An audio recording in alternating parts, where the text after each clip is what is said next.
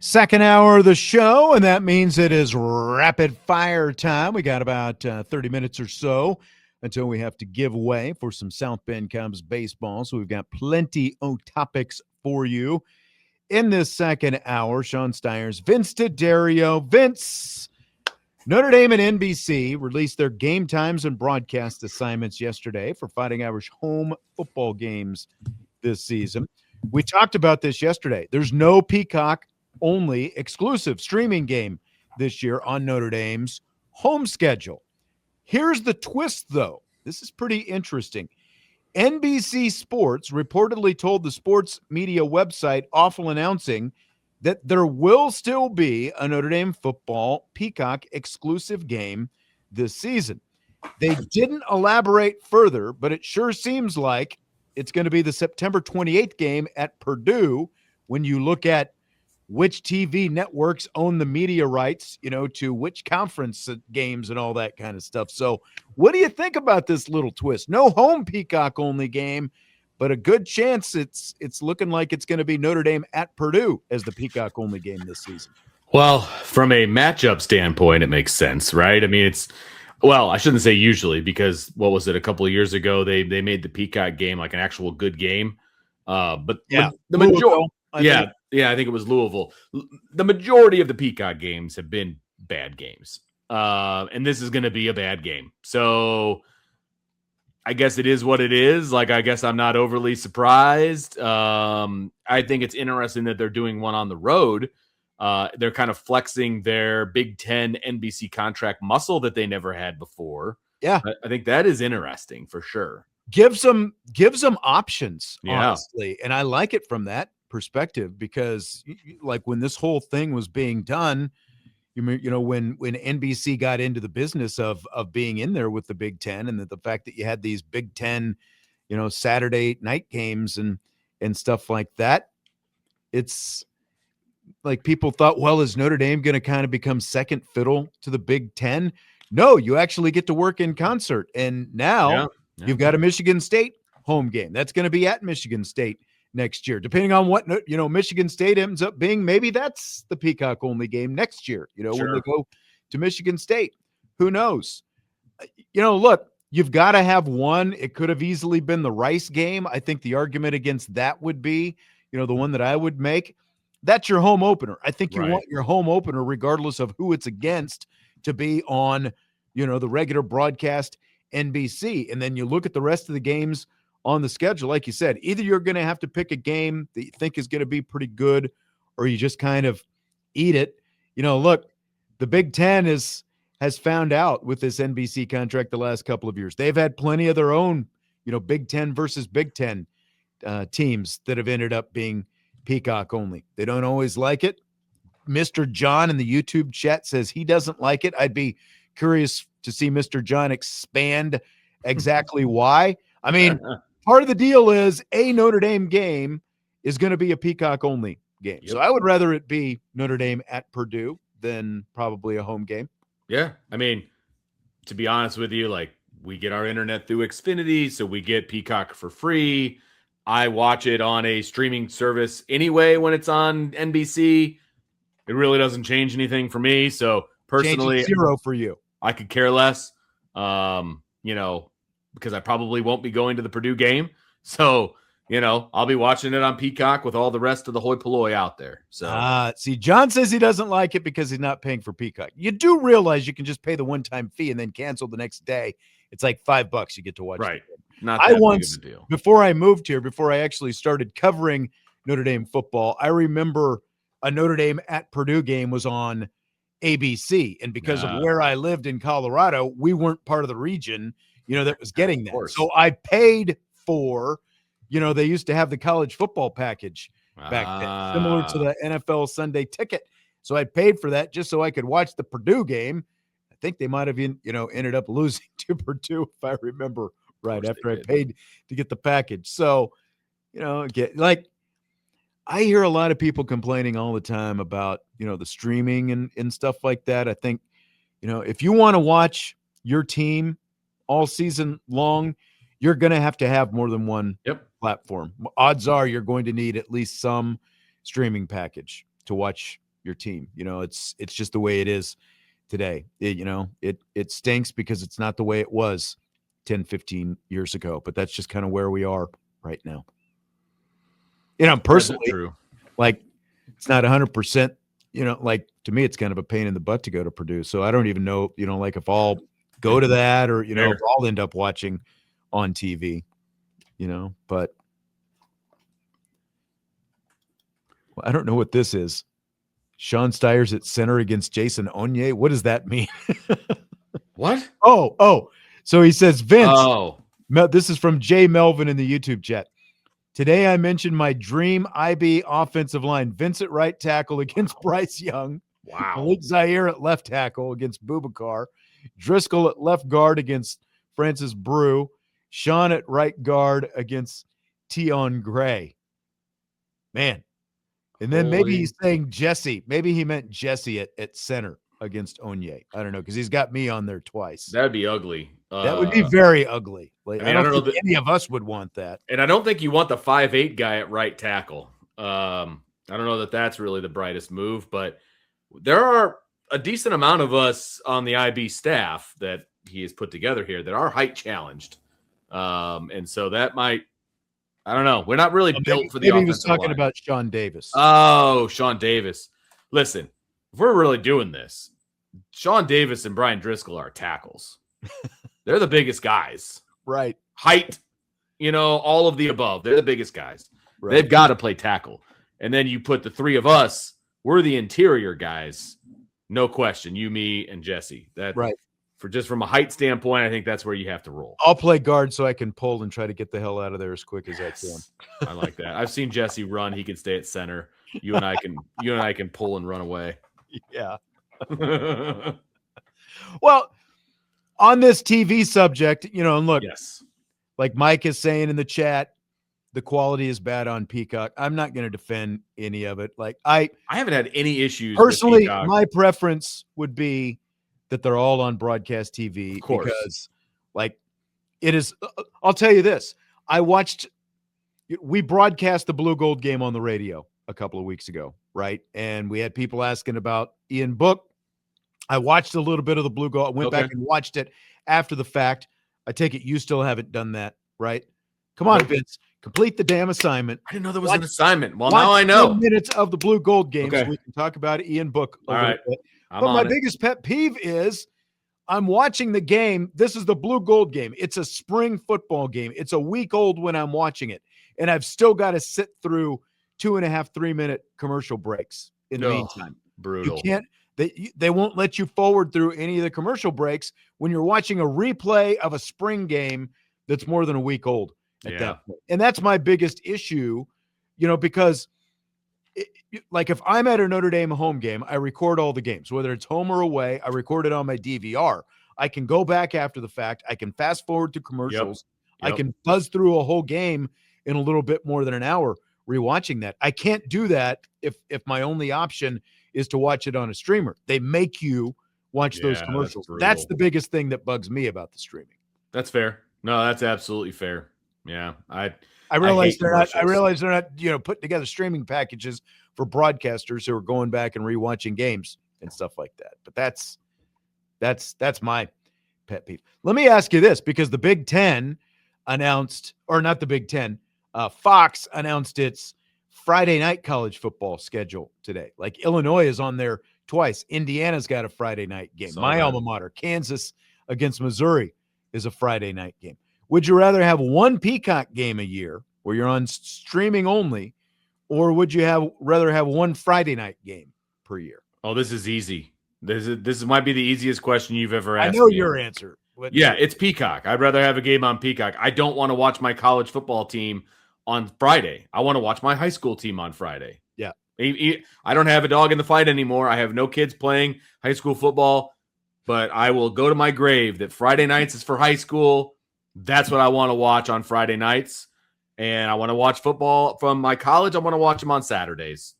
That's where I'm at. I love how Mr. I don't want to see anything change. I wish they were still using leather helmets playing football. His answer is one Friday night game. No. He doesn't want to pay for the streamer. I don't want to change anything once a Friday night game. I am actually in the minority, Vince, because I have I don't have kids in the house. Sure. Like, I don't have to worry about any of that. More times than not, on a Friday night during the fall, I'm sitting home watching something on TV. I actually like being able to flip over and watch a primetime college football game Friday night. I like having college football games on Friday. Hey, you can come to a Friday night game with me anytime, okay? That's anytime. True. Anytime, you're more than welcome to round up the student section with me. Can I get one guarantee, though? What do you got? Will you actually spring for the popcorn? Dude, I will get you whatever you want because I'll just walk in there and take it. So, yes. Yes, I will. I hear you guys have got a pretty good quarterback. He's actually really good, yeah. Yeah. They're going to light up the scoreboard offensively at Penn this year, in my opinion. Defense will have some they're really talented and athletic on defense, but it's going to take a little bit because there's a lot of new faces, but they don't lose anybody on offense. And they've got a D1 receiver, a on the fence D1 quarterback, and they'll light up the scoreboard. And the competition isn't great overall, so they'll score a lot of points. This shows how long it's been since I've looked at a schedule. Are they still playing? Is the Mishawaka series still going? Yeah. Penn Mishawaka? Yeah. So now that the NIC has dwindled a little bit, the small schools finally wised up of their own accord. Yeah. So there's more openings on the schedule to fit. So now you play everybody in the NIC because there's only 8 teams. And so 7 weeks are now the NIC. So you play everybody weeks 3 through 9. And so you only get 2 non-conference games. And for Penn, you got the tradition that they open up with Valpo, and Mishawaka is week number 2. Okay. And so that is going to be the schedule for the foreseeable future at Penn. It'll be Valpo, Mishawaka, then 7 conference games. All right. So good deal. Yeah. Get your popcorn. Get your popcorn ready. Should be a lot of fun. Fill in the blank. Notre Dame's Senior Day game against SMU this season is one of their 3 primetime home games. Some reporter named Scoot McGee, that's quite a name, Scoot McGee, wow, who's an SMU alum and works for 24/7 Sports, says that game is, quote, basically going to be a home game for SMU, end quote. What? And that, Vince, is blank. That is the biggest load of nonsense I've ever heard. How is it basically going to be a home game when it's in South Bend, Indiana? I'm sorry, Notre Dame, Indiana. He's saying SMU fans are going to invade Notre Dame Stadium. Well, they can do whatever they think they're going to do. We hear that. How often do we hear that, oh, it's going to be a sea of this, it's going to be a sea of that, and it never, well, I shouldn't say never, recently that has not been the case at Notre Dame. And we're talking about teams that are way better and travel way better than SMU. And closer. And closer.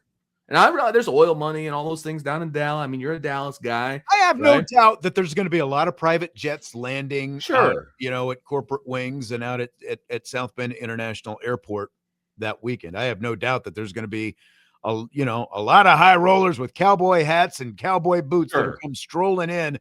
But there is no way that they are going to occupy, like half of the stadium or even a quarter of the stadium. No chance. That day.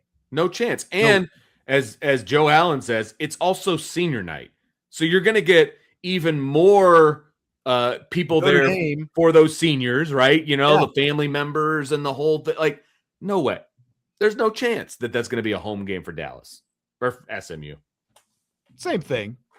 Right. I mean, one of their helmets has a big D on it. Right. And he tweeted a photo, from the Georgia game, which has been 9 years ago at that point. And that's like one of the game, like Notre Dame has a completely different strategy now when it comes to how they place opposing fans and those kind of things. There's a lot more technology and data that's available that helps them figure that out, like where the tickets are coming from, and, who's buying and who's selling and all that kind of stuff. And like you said, it's senior night. So you're going to guarantee a lot more space, both for the students as well as the friends and family of the players and all that kind of stuff, because you're going to have even more of them in attendance for those games. And you're obviously going to make sure that on your senior night, you're gonna make sure that even if you do see some red in the stands or whatever, it's going to be scattered out a little bit more. Yeah, so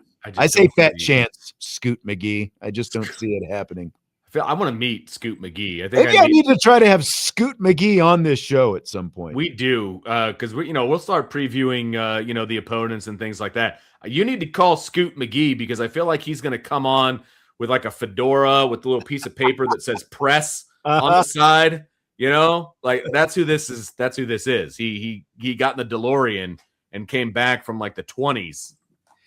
There's another McGee from Anchorman. I can't say her name though, but that's like when I think of like Scoot McGee, makes me think of that. I don't know if you remember that. Where I know exactly who you're talking about. Yeah, that's right. Yeah, Scoot McGee. Scoot McGee. Wow.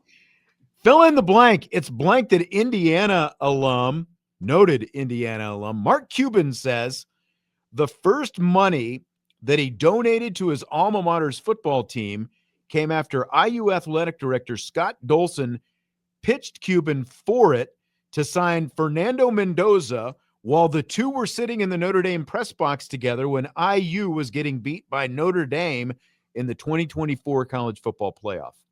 It's good timing. That's good timing.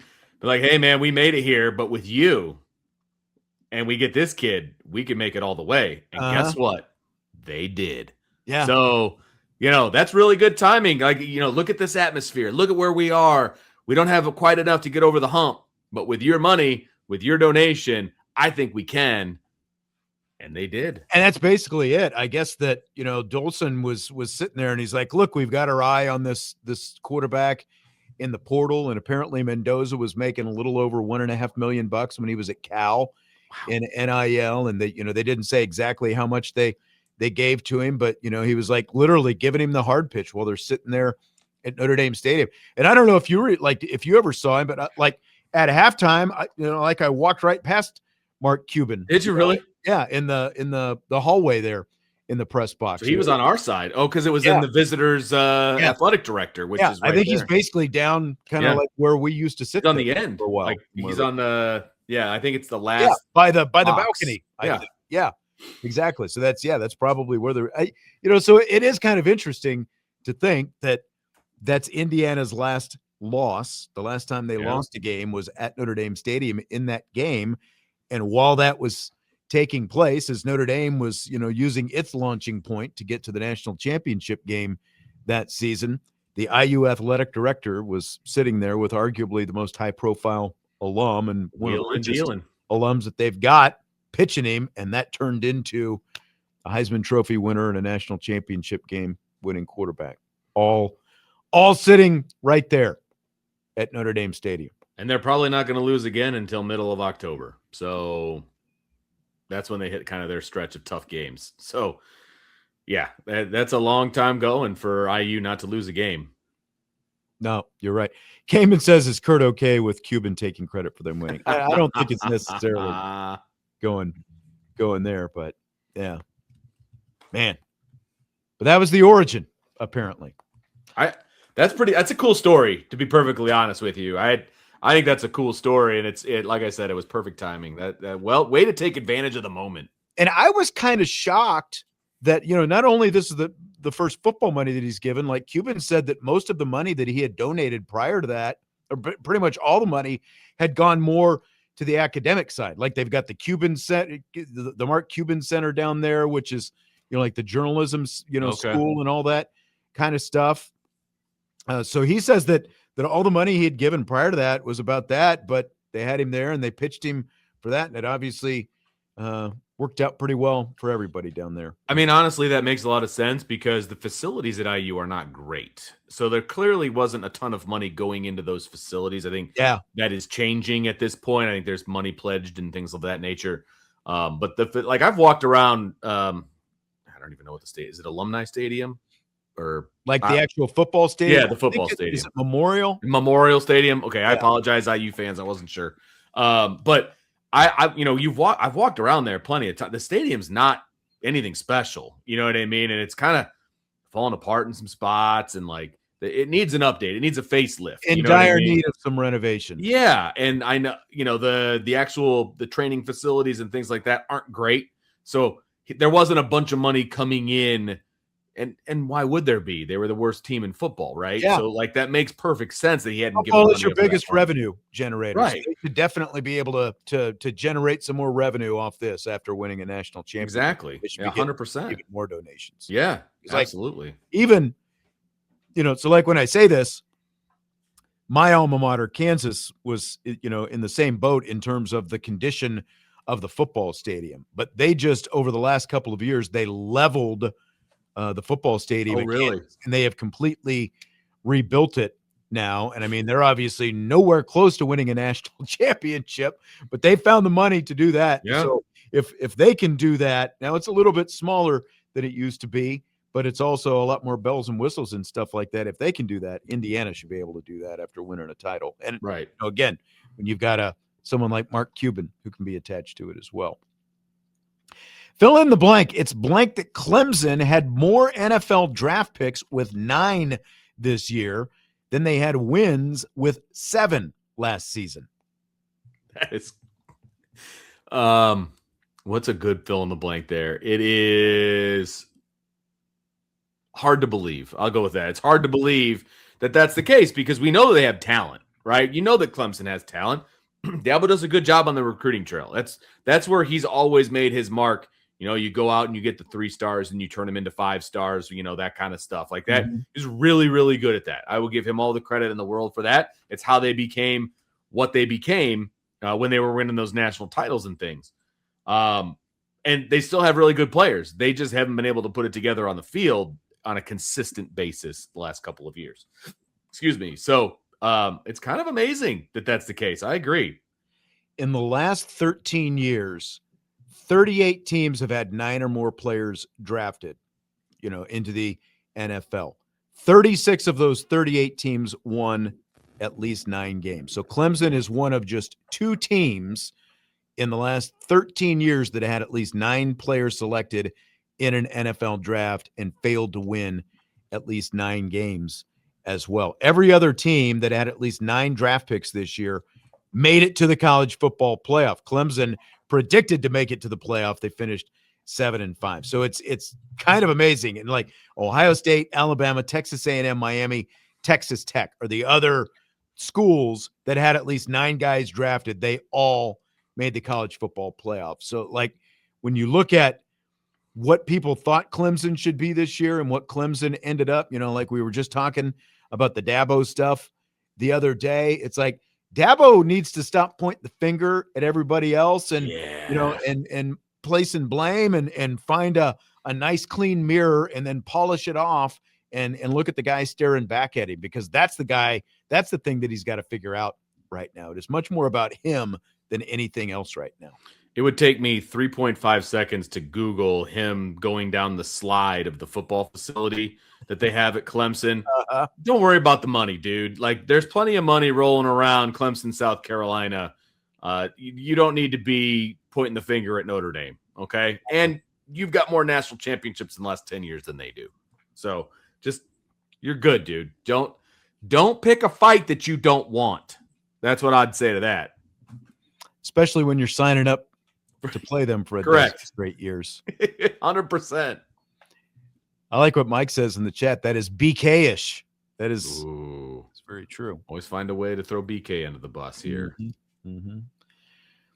American Conference Commissioner Tim Pernitti has pitched this group of 6 playoff. Have you seen any of this, Vince? I have a little bit, yes. Yeah, a little bit. So under the Pernitti plan, the 5 group of 6 conference champions that don't make it to the college football playoff would compete along with the runner-up to the champion that does make it to the playoff in their own little 6-team tournament.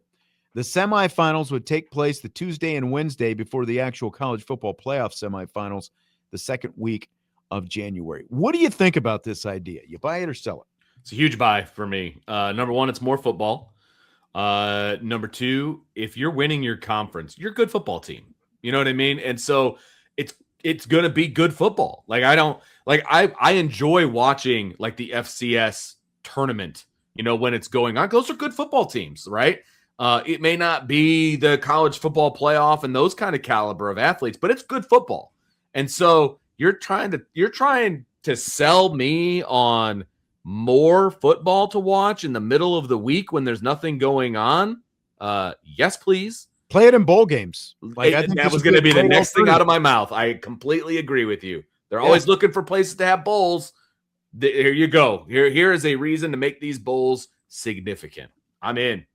I'm surprised. Mr. John says nobody would watch the games. That is not true at all. I think they would if there's something on the line. Now, the spin that I would put on it is, like maybe as a group of 6, you just shorten your season a little bit. You get rid of conference championship games, and this is your funnel into the college football playoff. It's like the precursor to the playoff, because like going back to what we were talking about with, if you expand the playoff and what you've got right now with March Madness, who of those first 4 teams actually has a chance to win the national championship? None of them. The group of 6 team is going to get into the playoff. They're not actually going to have it. They're going to be lucky if they even win a game, let alone win a national championship. Like, let them play their way into the college football playoff with this thing. I think that would add something to it. No matter where you put this, people are going to watch it, especially if you put it on a Tuesday and a Wednesday. Are you kidding me?